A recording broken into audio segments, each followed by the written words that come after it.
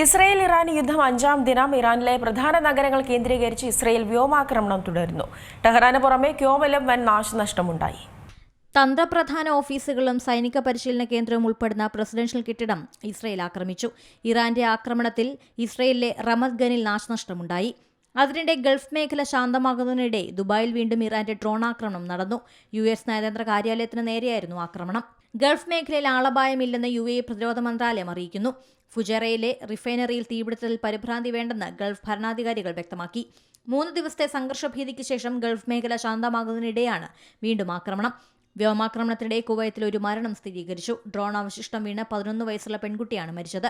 ആക്രമണത്തിൽ ഒരു കുടുംബത്തിലെ 4 പേർക്ക് പരിക്കേറ്റെന്നും റിപ്പോർട്ടുണ്ട്. ഇതോടെ കുവൈത്തിൽ പരിക്കേറ്റവരുടെ എണ്ണം 32 ഇറാന്റെ 9 ഡ്രോൺ തകർത്തെന്ന് സൗദിയും അറിയിച്ചു.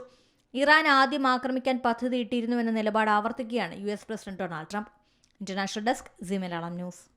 ഏറ്റവും പുതിയ വാർത്തകളും വിശേഷങ്ങളും വിരൽത്തുമ്പിലറിയാൻ സീ മലയാളം ന്യൂസ് എല്ലാ ഡിജിറ്റൽ പ്ലാറ്റ്ഫോമുകളിലും ലഭ്യം.